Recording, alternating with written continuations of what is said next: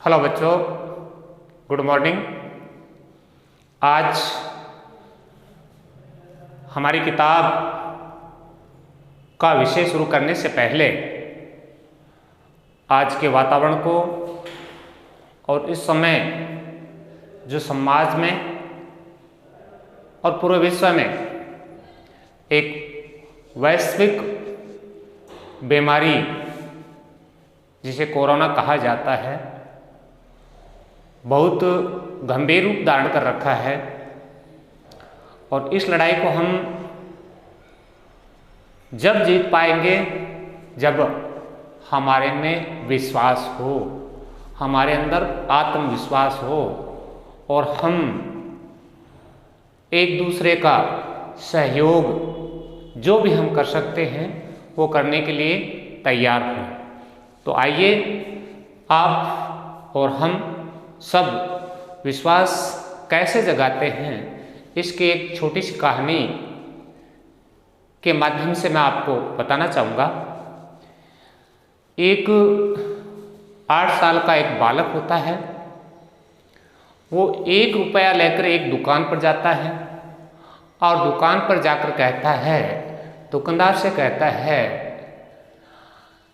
आपकी दुकान में ईश्वर मिलेगा?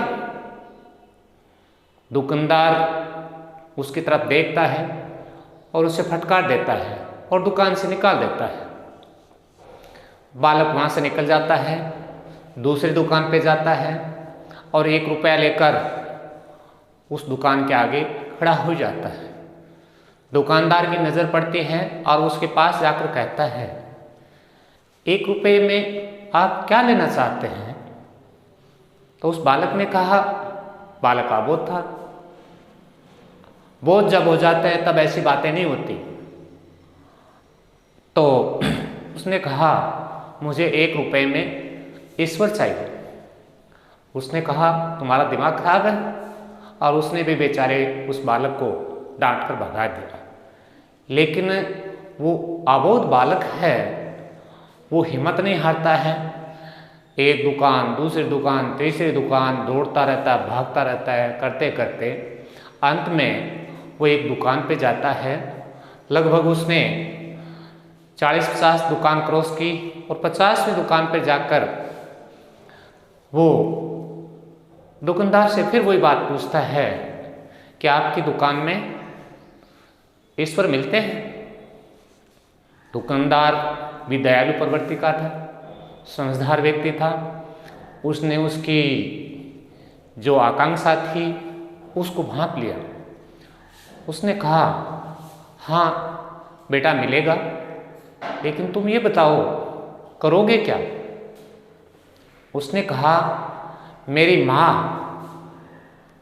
जो दिन भर काम करती है, झाड़ू पोछा करती है, लोगों के घर में सफाई करती है, तब जाकर के हमारा यानी मेरे लिए सुबह शाम खाने की व्यवस्था होती है।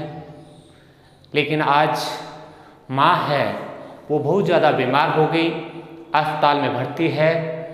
वहाँ डॉक्टर साहब ने ये कहा कि अब तो आपकी माँ को केवल ईश्वर ही बचा सकता है, इसलिए मैं ईश्वर को लेने के लिए निकल पड़ा।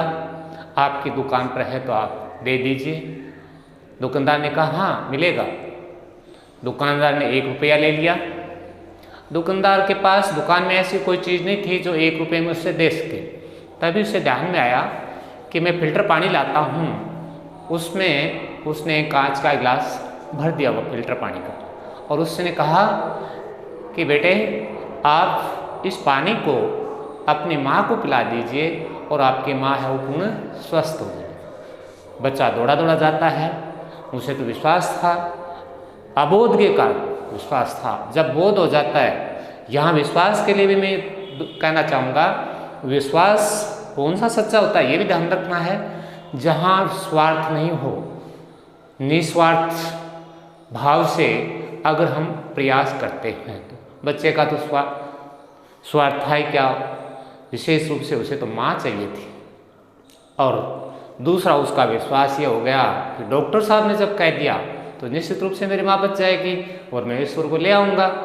पानी पी लिया और दूसरे दिन ही डॉक्टरों की एक बड़ी टीम ऑपरेशन शुरू करती है। उसकी माँ है वो जल्दी स्वस्थ हो जाती है। जैसे ही स्वस्थ होती है तो माँ को एक बिल दिया जाता है, उसमें भारी भरकम राशि का बिल है।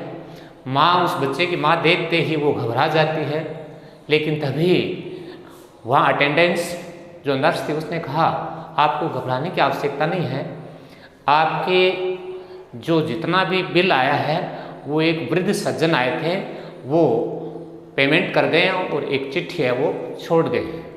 चिट्ठी उस बालक की माँ को दी जाती है। माँ उसे पढ़ती है, जिसमें लिखा था कि मैंने कुछ नहीं किया, ये सब कुछ ऊपर वाले ने, ईश्वर ने किया है, मैं तो एक माध्यम हूँ, आपको मुझे धन्यवाद देने की कोई आवश्यकता नहीं है। आपको धन्यवाद देना है तो अपने उस अबोध बालक को दीजिए, उस बच्चे को दीजिए जिसने ईश्वर के लिए और बहुत भाग दौड़ की और ईश्वर को आप तक पहुँचाया। कहने का मतलब ये है कि इस बच्चे का ये डॉक्टर के कहने पर इतना विश्वास बढ़ गया कि मेरी माँ को ईश्वर बचा सकता है, ईश्वर को मैं पैसे से खरीद लूँगा। बहुत सारे ऐसे उदाहरण हैं जो विश्वास के कारण आज भी अमर हो गए। ध्रुव के बारे में भी आपने सुना होगा, उसकी मासी ने पीड़ित किया तो वो भी घर से निकल जाता है कि मैं भगवान को प्राप्त करूँगा, वो भगवान को प्राप्त कर लेता है। ठीक इसी प्रकार बालक प्रहलाद है, वो भी भगवान में विश्वास करके अपनी पूजा को नहीं छोड़ता है। पिताजी बहुत यातनाएं देते हैं, लेकिन उसके बाद प्रहलाद भी आज हम चर्चा करते हैं अमर हो गए। ठीक विश्वास की जब बात करते हैं तो दूसरी तरफ देखिए, मीरा का अगाध विश्वास था, इसलिए मीरा को बहुत सारे कष्ट मारने की कोशिश की, लेकिन वो जिंदा रही। तो हमारा इतिहास भरा पड़ा है। मेरा कहने का मतलब विश्वास, और विश्वास में निस्वार्थ अगर आप सेवा करेंगे, विश्वास करेंगे, अदृश्य शक्ति जिसे हम भगवान कहते हैं, तो निश्चित रूप से हम हमारे लक्ष्य तक पहुंच पाएंगे। यहाँ विश्वास हमें अपने आप पर रखना है, यहाँ विश्वास हमें ईश्वर पर रखना है अच्छा जीवन जीतने के लिए, और आज इस बीमारी को जीतने के लिए विश्वास के साथ साथ हमें आत्मविश्वास की भी आवश्यकता और हमारे आत्मबल की भी आवश्यकता है। तो हम सब मिलकर निश्चित रूप से इस कोरोना की जो लड़ाई है उसमें जीतेंगे, और ये आपको अपने मन में ठानना है। मेरी कहानी का उद्देश्य ये है कि निराश होने की आवश्यकता नहीं है। विश्वास के साथ आगे बढ़ोगे तो परीक्षा में भी अच्छे अंक आए, विश्वास के साथ आगे बढ़ोगे तो हर काम आपका पूर्ण होगा। इसलिए आप अपने आप पर विश्वास पहला, और दूसरा भगवान पर, लेकिन उसमें कपट, छल और स्वार्थ न हो। आइए अब हम आज हिंदी साहित्य कक्षा 12 की जो अंतरा नामक की पुस्तक है उसके काव्य खंड में आगे बढ़ते हैं, और अगली कविता या अगला जो पाठ है उसका कवि परिचय पढ़ते हैं। और कवि का नाम है आपका सूर्यकांत त्रिपाठी, और उपाधि उनको दी गई साथ में निराला से। निराला से भी बहुत ज़्यादा जाना जाता है। तो कवि परिचय के मैंने आपको पॉइंट्स बताए थे, बिंदु बताए थे, उसी रूप में बिंदुवार आगे चर्चा करते हैं। सबसे पहले देखें, नाम सूर्यकांत त्रिपाठी, निराला, जन्म सन 1898, जन्म स्थान जिला मेदिनीपुर, बंगाल। बंगाल और दूसरे राज्यों के आपको कवि लेखक बहुत कम मिलेंगे।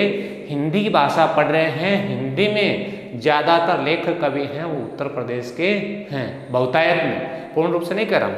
इसके बाद शिक्षा, यानी शिक्षा सिर्फ विधिवत क्लास के रूप में उन्होंने 9वीं कक्षा तक ही अध्ययन किया, और 9वीं के बाद पढ़ाई छूट गई, लेकिन प्रेरणा का स्रोत बनी उनकी पत्नी, जिसने साहित्य और संगीत में उनमें रुचि पैदा की। पत्नियां भी बहुत सारी हुई हैं जिन्होंने अपने आत्मविश्वास और अपने बल के माध्यम से बहुत लोगों को आगे बढ़ाया है। जैसा कि यहाँ निराला जी की पत्नी रत्नावली ने तुलसीदास जी को अमर कर दिया था, और पत्नी मंदोदरी ने रावण को बहुत बचाने की कोशिश की, लेकिन वो नहीं माना, तो उसे जाना पड़ा।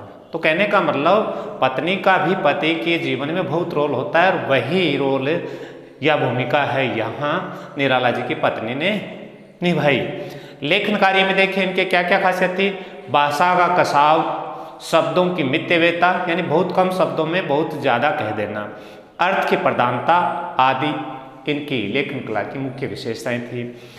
साहित्यिक विशेषताएं, प्रेम, प्रकृति चित्रण और रहस्यवाद, भारतीय किसान के जीवन से लगाव, राष्ट्र चेतना और भारतीय संस्कृति गंभीर चित्रण, ये मुख्य बिंदु थे जो उन्होंने साहित्यिक विशेषताओं में आते हैं। काव्य कृतियाँ आते हैं जिनमें है प्रेमल, गीतिका, अनामिका, तुलसीदास, राम की शक्ति पूजा, ये दोनों बहुत ज़्यादा चर्चित हैं, तुलसीदास और राम की शक्ति पूजा। एक उपन्यास भी है बिलेसुर बकरिहा, और मृत्यु की तिथि है उनकी सन 1961। ये तो था निराला जी का कवि परिचय। अब इस पाठ में भी दो कविताएं हैं। तो पहली जो कविता उसका नाम है गीत गाने दो।